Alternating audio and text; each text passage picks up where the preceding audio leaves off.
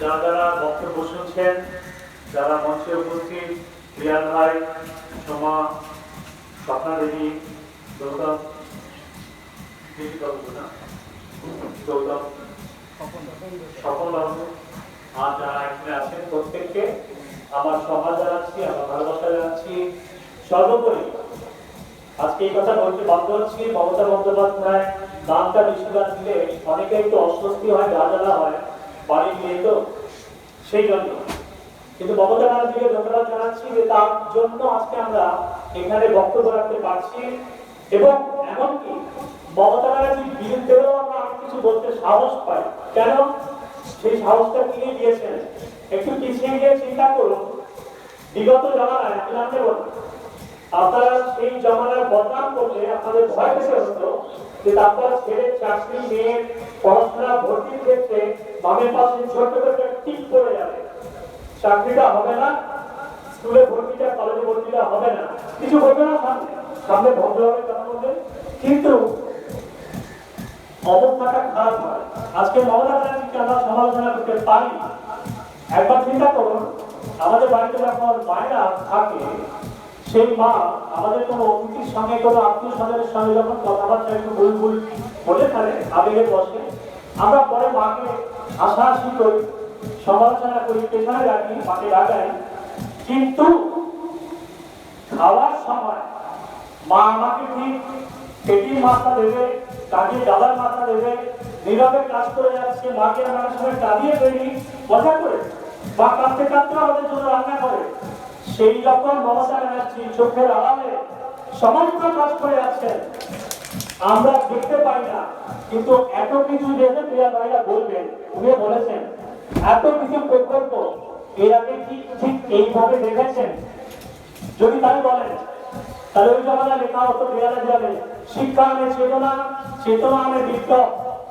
কোথায় শিক্ষা? দলে দলে ছেলেমেয়েরা বেঙ্গালোরে চলে যাচ্ছিল। এখন কম্পিউটার আসতে দেয়নি, কেন? কম্পিউটারে ছেলেমেয়েদের চাকরি চলে যাবে অনেকে, তাহলে ইউনিয়ন বাংলা জমবে না। কিন্তু তারা বুঝতে পারেননি এত কম বুদ্ধি, বিড়ি খেতে খেতে রাজনীতি করতে করতে হঠাৎ ভর্তি হয়ে গেছে, তো সেজন্য চিন্তা করেনি যে কি করা উচিত, কম্পিউটার তাড়িয়ে দিল। অথচ কম্পিউটার থাকলে অনেক ভালো চাকরি হতো, অনেক বেশি উন্নতি হতো, সেই কম্পিউটার চলে গেল ব্যাঙ্গালোরে। এটা ছিল ওদের কাজ। এবং এই করতে করতে ক্ষমতায় থাকতে থাকতে অহংকার এবং মানুষের সঙ্গে ব্যবহার খারাপ, দুর্নীতি, সবকিছুতে যখন পশ্চিমবঙ্গ খারাপ অবস্থায় চলে এসেছিল, একজন মানুষ এসেছিলেন এগিয়ে, একজন মহিলা। বাড়ি বাড়ি ঘুরে ঘুরে যারা রাজনীতি করতে চান, যারা ব্যাংক অভিযোগ করে, যারা বলুন, বাড়ির উঠোনে বসে কেউ শাক বাঁধা খেয়েছেন, বলেছেন মাসুরা কি রান্না হচ্ছে কি? হ্যাঁ, এখন ঢং করে অভিনয় করে কৃষকদের বাড়িতে আগের দিন থেকে রং করানো হচ্ছে, করে পাশে বসে হোটেল থেকে হোক আর যেখান থেকে রান্না বান্না করে খাচ্ছে পাশে, সেই কৃষককে তার নাম জিজ্ঞাসা করেনি, তার কি সমস্যা জিজ্ঞাসা করেনি, ছবি তুলেছে, ছবি তুলে দিল্লি চলে গেছে। ওনাকে দেখে অভিনয় করছেন কৃষক দরদি নয়। যদি কৃষক দরদি হতো, তাহলে দিল্লির প্রচন্ড ঠান্ডায় কৃষকদের দিকে কেউ জল গরম দিতে পারে? যে বলছে সাতটা সাত, সাতটা বিকাশ, এইটা বিকাশ। যে কৃষকদের রান্না বান্না খেয়ে আমরা বড় হচ্ছি, সেই কৃষকদের দিকে জল কেমন দেওয়া হচ্ছে? এতদিন পর এখানে তাদের সঙ্গে কথা বলা যাচ্ছে না, আর বারবার করে বাংলায় আসছে, বারবার যতবার বাংলায় আসছে লোকে বলছে, এতবার আমি বাংলায় আসি, এতবার স্কুলে গেলে ওনার গ্রাজুয়েশন হয়ে যেত, স্কুল তো পৌঁছান, উনি পণ্ডিত হয়ে যেতেন, আর কোন একজনকে নকল দিয়ে দাঁড়িয়ে রাখতে হতো না। কিছু মনে করবেন না, খারাপই লাগছে, একটু নেতায় নেতায় তুলনা চলেই আসে, আমরা করে ফেলি। আমরা ছোটবেলা থেকে বাজপেয়ীকে দেখেছি, তিনি বলতেন হামারা ভাজপা সরকার, মানে আমাদের বিজেপি সরকার। এই একজন প্রথম প্রধানমন্ত্রী ভারতবর্ষ দেখলো, সে সারাক্ষণ খালি নিজের নাম, সারাক্ষণ খালি গতি গতি গতি গতি করে যাচ্ছে, আমি নাম বললাম, খালি তার নিজের নামটা সেই নিয়ে যাচ্ছে, আর কেউ নিচ্ছে না। তো অথচ উনি বলতেন আমরা ভারত সরকার, অনেকগুলো দল নিয়ে চালিয়েছিলেন এবং সবাইকে সম্মান করতেন। আরো একটা কারণ বলছি, ভদ্রলোক অটল বিহারী বাজপেয়ী এই পশ্চিমবঙ্গে এসে রাস্তায় এই প্রধান ভারতবর্ষের কোন প্রধানমন্ত্রী মমতা ব্যানার্জির মাকে রাস্তায় প্রণাম করে বলেছিলেন ওর মেয়ে অগ্নিকন্যা, উনি রক্তগর্ভা। এর আগে ভারতবর্ষের কোন বাঙালিকে কোন প্রধানমন্ত্রী এতটা সম্মান দেয়নি। এখানেও তারা বাঙালিরা কিছুতেই বসে থাকতে পারছে না, উঠে আসছে বারবার। সুভাষচন্দ্র বসুকে বসিয়ে দেওয়া হয়েছিল, মূর্তি বানানো হয়েছে, মূর্তি। পৃথিবীর সর্বোচ্চ মূর্তি বানাবেন, কোন পুরস্কার নেই। সেই সর্বোচ্চ মূর্তি বানাবার জন্য কোন পুরস্কার ঘোষণা করা ছিল না। ভারতবর্ষের মতো গরিব দেশ, মানুষ খাওয়া হচ্ছে না, সেখানে সর্বোচ্চ মূর্তিকার বল্লভ ভাই প্যাটেল। ভালো কথা, আয়রন ম্যান বলা হতো। এবার বলি আমি, আমার করতে ইচ্ছা করে বারবার, সুভাষচন্দ্র বসুকে কি বল্লভ ভাই প্যাটেল থেকে ছোট লাগে? ছোট মনে হয়? সুভাষচন্দ্র বসুর মূর্তি নেই? সুভাষচন্দ্র বসু যার দ্বারা প্রচন্ডভাবে অনুপ্রাণিত ছিলেন স্বামী বিবেকানন্দ, ভারতবর্ষের এত বড় বীর সন্ন্যাসী যাকে বলা হয়, এত বড় একজন মানুষ, তার মূর্তি নেই। সেই সময় এশিয়া মহাদেশে, সারা পৃথিবীর মধ্যে এশিয়া মহাদেশে প্রথম যিনি নোবেল পুরস্কার পেয়েছিলেন, বিশ্ব কবি বলা হয় রবীন্দ্রনাথ ঠাকুর, তারও মূর্তি নেই। কেন? এই তিনজন হিন্দু মুসলিমকে মেলাতে চেয়েছিলেন। এরা কেউ হিন্দু মুসলিম দাঙ্গা চাননি। আর এই যে পার্টিটা, এই পার্টিটা এসেছিল বাবরি মসজিদ ধ্বংস করে বিখ্যাত হয়েছে, উন্নয়ন করে না, উন্নয়ন করে মমতা ব্যানার্জি বিখ্যাত হয়েছে। স্বাস্থ্যসাথী বলুন, যাই বলুন। হ্যাঁ, আর একটা কথা, স্বাস্থ্যসাথী নিয়ে বলে 5 লক্ষ টাকা, পশ্চিমবঙ্গের জনসংখ্যা 10 কোটি ইন্টু 5 লক্ষ, তাহলে এত কোটি টাকা দিয়ে আপনি মেকানিক করার একটা সীমা থাকা উচিত। একসঙ্গে 10 কোটি লোক অসুস্থ হয়ে যাবে, একটু ভাবুন না। এখন 10 কোটি লোক মমতা ব্যানার্জি জানে যে বলবে এক্ষুনি 5 লাখ টাকা দাও। এই বাদামি গুলো বন্ধ করা উচিত। মানুষকে ভুল বোঝানো হচ্ছে। সরি, বাদামি কথা বলেই ফেললাম, কারণ ওদের তো রাম ভক্ত, রাম ছাড়া কেউ নেই পৃথিবীতে। জানে না যে রামের কথা বলছে, সেই রামকে আমরা বলেছিলাম তুমি রাবণের সঙ্গে যুদ্ধ করতে যাচ্ছ তো? ভালো কথা ভাই, একটু দুর্গা পুজো করে না, মানে জিততে পারবে না। তো ওখানে দুর্গা পুজো করলে এখন আপনার চালু রেখেছে, তার তো সমান দিয়ে ঠিক আছে। তো ও দুর্গা পুজো করলো, জিতলো। ওই দুর্গা তো আমাদের ঘরে ঘরে, এইটা আমাদের ঘরে ঘরে সব দুর্গা ঠাকুর আছে। আর একজন বড় দুর্গা আছে মমতা ব্যানার্জি, তাকে হারাবার জন্য দৌড়ে আসছে। আমার ছোট্ট অভিজ্ঞতা বলে নি, আমার 2 বোন বিয়ে গেছে, বাড়ি নিচু ছিল। তো পাড়ার কোনো একজন ছেলে একটু বেনামে ডেকে, অন্য নামে মজা করে ডেকেছিল। আমি একলা তার বাড়ি চলে গেছিলাম, ওসব পাড়ায় গিয়ে বলছিলাম অনেক বছর এখানে আসি, আমার বোনকে কেউ আওয়াজ দেয়নি, জন্মিয়ে যায়নি। ক্রিয়ালের ভালো ছিল, এক সময় একটু দুষ্টুমি করেছে। খুব সুনাম আছে, সেন্ট পলসপুরের ছাত্র, আমার খুব প্রিয় মানুষ, অনেক দিন ধরে নাম শুনছি। বিদ্যুৎ চক্রবর্তীর সময় প্রথম দেখেছি। তো আমি তার বাড়ি চলে গেছিলাম, অনেক বছর আসি, খেলাধুলা করছি বলে তোকে চিনি। আমার বোনকে কেউ আওয়াজ দেয়নি, দিলে আমার ভালো লাগবে না, আর যে দেবে তার যাতে ভালো না লাগে সে ব্যবস্থা করে দেবো। আমি একটা গেছিলাম, আমি চলে আসছি, আর তুই বাড়িতে আসছি না চিনি, চেনাশোনা, তাই বাড়িতে এসে বলে গেলাম। আমি চলে এসেছি, খানিক্ষণ পরে দেখি একটা ছেলেকে সঙ্গে নিয়ে এসছে। আমার তুই জানিস তুই আমার বাড়ি গিয়ে বলতে নেই, আমি তো একটা গেছিলাম, তুই একটা সঙ্গে নিয়ে এসেছিস কেন? তোকে মাকে খবর দেবে। এবার শুনুন, মমতা ব্যানার্জি একবার দিল্লি গেছিলেন, একবার এমন অবস্থা করা হলো, পশ্চিমবঙ্গের একটা মাত্র সিট মমতা ব্যানার্জি একবার দিল্লি গেছিলেন, লড়াই করেছেন, আর ফিরে এসে এখানে উন্নয়ন করছেন। এবার আপনারা বলুন, আপনাকে পাড়া চেক করার জন্য একজন এলে আপনি চিন্তা করবেন, তাকে অনেক লোকজন এলে আপনি চিন্তা করবেন? আমি বলবো একজন এলে চিন্তা করবেন যে সাংঘাতিক সাহস, এই একলা মোকাবিলা করতে এসছে। মমতা ব্যানার্জিকে মোকাবিলা করার জন্য সারা ভারতবর্ষ থেকে সবাই আসছে। তাহলে বুঝুন কত শক্তিশালী আমাদের দিদি, কত শক্তিশালী। তাকে মোকাবিলা করার জন্য গোটা ভারতবর্ষকে আসতে আসছে প্লেন ভাড়া করে। যখন আমাদের শ্রমিকরা ওখানে একলা হয়ে গেছে, কি শ্রমিক দরদি, উনি নাকি চায়ের দোকান চালাতেন। কিছু মনে করবেন না ভাই, যারা চায়ের দোকান চালান তাদের সম্মান দিয়ে বলছি, আপনারা অন্য মানুষ, আর যিনি বলছেন আমি চায়ের দোকান চালাতাম, যদি তাই হয় তাহলে 4.5 ঘন্টার নোটিশে তুমি লকডাউন রেখে দিচ্ছ সারা ভারতবর্ষে। একবার চিন্তা করে না যে লক্ষ লক্ষ কোটি কোটি মানুষ যদি তার রাজ্যে ফেরে, তাদের সময় দাও, একটা দিন তাকে বাড়ি ফিরতে দাও, তার মালিক ব্যাংক থেকে টাকা নিয়ে আসবে, কর্মীদের মাইনে দেবে, সেই মাইনে নিয়ে ট্রেনে টিকিট কাটবে, বাড়ি ফিরবে। 4 দিন লাগার কথা, 4 দিন। উনি 4.5 ঘন্টা ভুল বলছেন, 4.5 ঘন্টার নোটিশ দেখে দেয় একজন প্রধানমন্ত্রী যে বাড়ি ফেরো, লকডাউন হয়ে যাবে। তারপর তারা হেঁটে হেঁটে ফিরছে, তারা জানে না রেল লাইনে ঘুমিয়েছে, বুঝতে পারেনি ট্রেনে খারাপ হয়ে গেছে, সেখানে উনি যেতে পারেননি, যাননি। সেই শ্রমিকদের কারণ ট্রেন ভাড়া দেয়নি। আমি কেন, আপনারা জেনেও করবেন, কোন চায়ের দোকানদারের বলবে ভারতবর্ষের সমস্ত ট্রেন ফ্রি করে দাও, 4 দিনের জন্য ফ্রি করে দাও, যত শ্রমিক বাড়ি ফিরে ফ্রি করে দাও।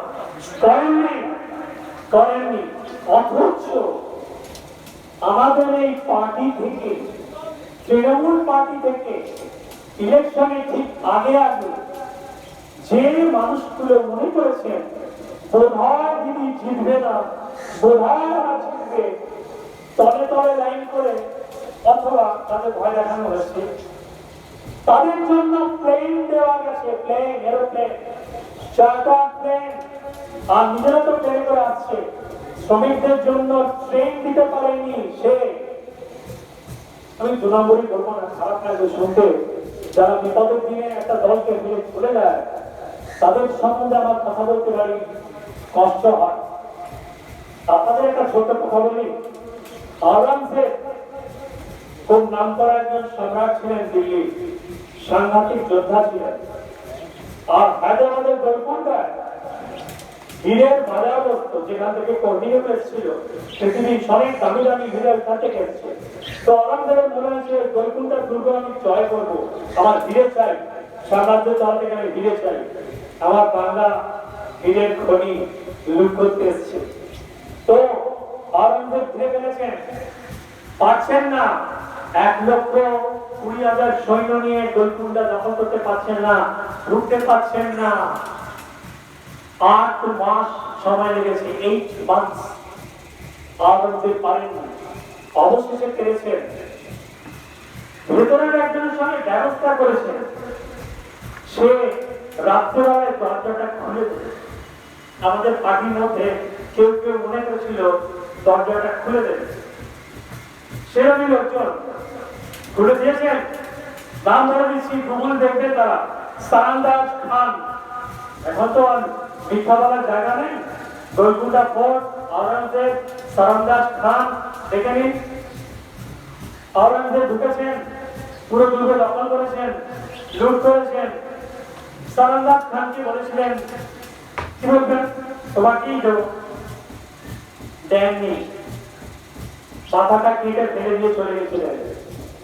এরা জানে না, যারা আমাদের এই দুর্দিনে, এই লড়াইয়ের দিনে পার্টিকে ফেলে চলে যাচ্ছে, জিতবে তো না, জিতবে তো না, তবে মুন্ডটা সুতরাং কেটে দিয়ে চলে যাবে।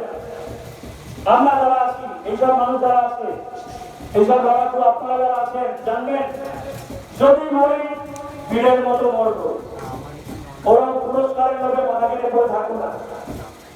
আওরঙ্গজেব মুক্তি দেয়নি, কোথাও কোন বেঈমানকে কেউ সম্মান দেয়নি, দেয় না, দেবেও না। আর মমতা ব্যানার্জিকে তো কেনা যায়নি। ভারতবর্ষে ভীষণ সমস্যা একটা পার্টি। সারা ভারতবর্ষের আপনার চাই একটা রাজ্যে একজন মহিলাকে কিছুতেই ভাগে আনতে পারছে না। তিনি ঠিক বাধা দিচ্ছেন উদ্বাস্তু নিয়ে, এনআরসি নিয়ে, মতুয়াদের নিয়ে রাজনীতি করছেন। কেন? আমাদের ভোটে জয়ী হয়ে তারপর আবার আমাদেরকে সই করতে হবে, ফর্ম ফিল আপ করতে হবে যে আমরা নাগরিক কিনা। ভারী মুশকিল। তাহলে তুমি প্রধানমন্ত্রী নাও, আমরা নাগরিক না, তুমিও প্রধানমন্ত্রী নাও, তুমি নেবে। আমার নির্বাচন, আমাদের নাগরিকত্ব প্রমাণ হয়ে যায়, তারপর আমার নির্বাচন হোক, তারপর তুমি আমার প্রধানমন্ত্রী হবে। তুমি কেন ত্যাগ করো? তুমি প্রধানমন্ত্রী তো ত্যাগ করবে না, আমরা নাগরিকত্ব জন্য সাংঘাতিক কথা। যখনই আপনি আবেদন করছেন নাগরিকত্বের জন্য, তার মানে আপনি নাগরিক নন। আমি একটা চাকরির জন্য দরখাস্ত করছি, তাহলে নিশ্চয়ই চাকরি করি না। আমি চাকরি করলে আবার চাকরির জন্য দরখাস্ত করবো কেন? প্যাঁচটা ভুলে নিন। আসামে কি করেছে? ডিটেনশন ক্যাম্পে কারা গেছে? হিন্দু মুসলিমের চাঙ্গাবাজি ছিল, হিন্দুরাই তো গেছে। আমি মুসলিম হিন্দু নিয়ে তফাৎ করছি না, আমার নিজের অভিজ্ঞতা। 6 ডিসেম্বর যখন সপ্তাহের পরিবেশ, আমরা বাঙালিরা মিলেমিশে ছিলাম, এখানে দাঙ্গা হতে দিন। মুন্না ভাই বলে একজন ভদ্রলোককে আমি চিনি, খিদিরপুরে মুসলিম ভদ্রলোক, আমার সঙ্গে তার দেখা হয়েছিল। তার বাড়িতে দোতলা বন্দুক ছিল। এগুলো আপনাদের শোনা দরকার। সেই মুসলিম ভদ্রলোকের বাড়িতে হিন্দু ছিল ভাড়াতে। ওখানকার মুসলিমরা বলছে আমাদের মারধর করছে, এই হিন্দু পরিবারকে ছেড়ে দাও, আমরা মারবো। উনি বলছেন আমরা মেহমান আছে, আমি ছাড়তে পারবো না। তো বলছে দরজা ভেঙে দেবো। তো উনি চেয়ার নিয়ে দোতলা বন্দুক নিয়ে বসেছিলেন, বলে আগে আমাকে মেরে তারপর আমার মেহমানকে মারবে। এই হচ্ছে বাংলা, এই হচ্ছে বাংলা। বাড়াতে পারিনি এখানে। আমার ছেলে আরেকজন আছে, আমি নিজে আমার পাড়াতে জাকির বলে একটা ছেলে মেকানিকের কাজ করতো। কিছু ছেলেগুলো বলছে এই বরদাস এদের জন্য আমাদের অবস্থা খারাপ হয়ে মারবো। কেন? আমরা মিলেমিশে আছি। আফগানি বাতিল মসজিদ ভেঙে ব্ল্যাক ক্যাপ কমান্ডো দিয়ে ঘোরা অবস্থায় 5 স্টার সুবিধা নিয়ে বসে আছে, ওর গায়ে সরকার কোনো করবে না। আজকে যদি গন্ডগোল হয়, দাঙ্গা লাগে, বলুন, আমি ওসব এই বিজেপি নেতাদের নাম নেব না, তাদের কাউকে এখানে দেখতে পাবেন যারা বড় বড় রূপদার দেয়, এখানে দাঁড়াবে, বলবে আমি রক্ষা করবো, হিন্দু ভাইদের রক্ষা করবো বলে একজন বিজেপি নেতা আসবে? কেউ আসবে না। আমরা মরবো। কেন মরবো? আমরা লড়াইতে যাবো না। এটা টের পেয়ে গেছে বলে 49 বার একজন প্রধানমন্ত্রী 49 বার র্যালি করছে, মিটিং করছে, একবারের জন্য হসপিটালে যায়নি করোনা। আর ভ্যাকসিন নিয়ে দুর্নীতি করছেন, শোভা আছেন, আপনারা আছেন, বলবেন সে দুর্নীতি সাংঘাতিক। এখন অনেকে সন্দেহ করছে মানুষকে হসপিটালে ঢুকিয়ে মেরে ফেলে কিডনিটা পাচার করে প্লাস্টিক দিয়ে মরে যাওয়া হচ্ছে কিনা সন্দেহ আছে। ব্যবসায়ী করা যায়, বাঙালি না। আমি জানি না বেশি তো বলছি কিনা বলে। এখানে বাঙালিদেরকে না দেওয়ার একটা কারণ হচ্ছে সুভাষচন্দ্র বোসকে আটকে দিল। এর আগের জামানায় কমিউনিস্ট পার্টির একজন লিডার জ্যোতি বসু, সবাই নাম জানেন, গোটা ভারতবর্ষ বলছেন আপনি প্রধানমন্ত্রী হন। আমার নিজের গানে শোনা, আমাদের ওখানে দোকানে একজন মাছ বিক্রেতা, একদম যাকে বলে পার কংগ্রেস, তাকে সবাই বলছে কি হবে, এবার তো সিপিএম কমিউনিস্ট প্রধানমন্ত্রী হবে, এবার কি হবে? বলে বাঙালি তো কমিউনিস্ট প্রধানমন্ত্রী ছেড়ে দেবো, ঠিক আছে। এত দূর আমরা মেনে নিয়েছিলাম, কিন্তু জ্যোতি বসুকে প্রধানমন্ত্রী হতে দেয়নি তার নিজের পার্টির কিছু কাঁকড়া। আমরা বাঙালিরা চাই, আমরা বাঙালিরা খুশি হচ্ছিলাম যে জ্যোতি বসু ভদ্রলোক, সোমেন মিত্রর পাড়া, এটা সেন্ট পল স্কুল, সোমেন মিত্রর অনুরোধে জ্যোতি বসু এসেছিলেন। তার সেই সৌজন্য বোধ আছে।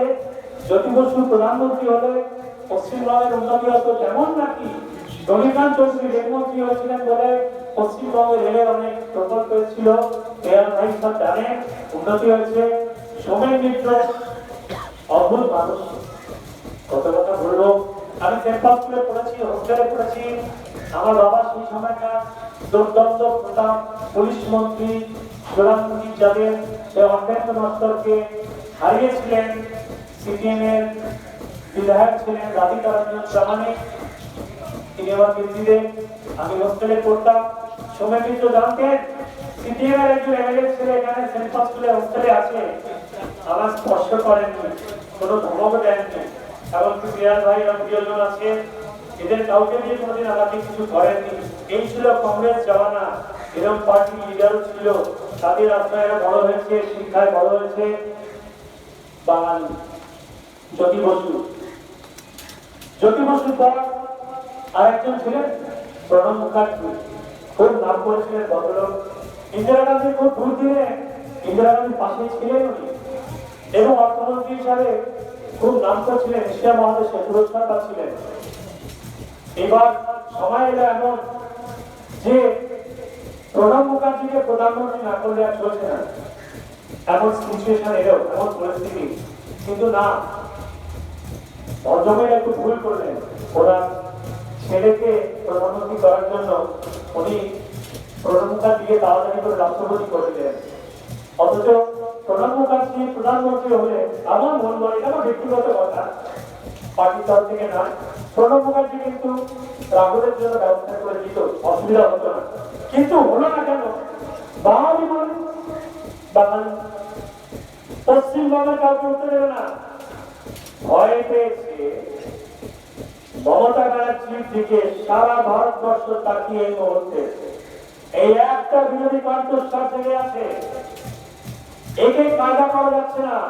আর যদি এই বিধানসভায় মমতা ব্যানার্জি জেতে, তাহলে এই নেত্রী এবার দিল্লিতে আক্রমণ করবে, একে সারা ভারতবর্ষ চাইছে।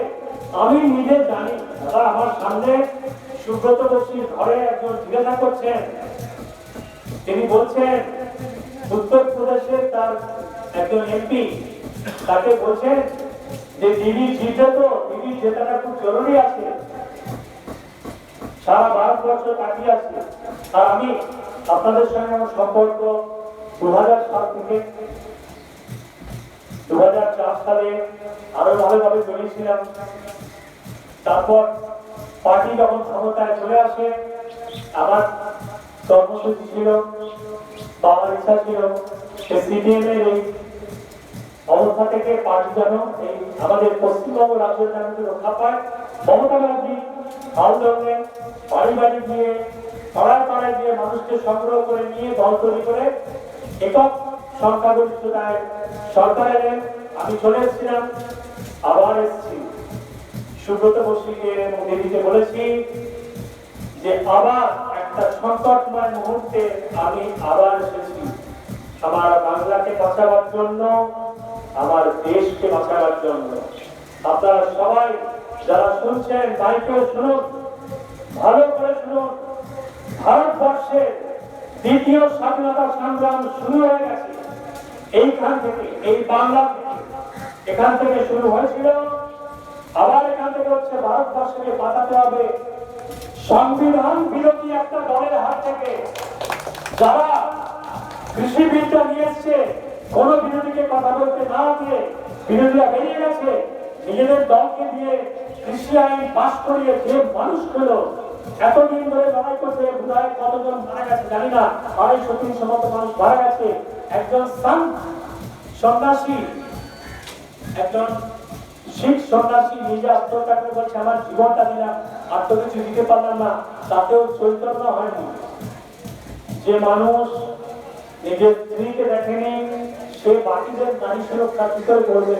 আরেকজন হাস্যকর মানুষ উত্তরপ্রদেশ থেকে এসছেন একজন, তিনি পশ্চিমবঙ্গে এসছেন এখানে নারী সুরক্ষা নিয়ে কথা বলতে, এখানে সোনার বাংলা না সোনার বাংলা বানাবে।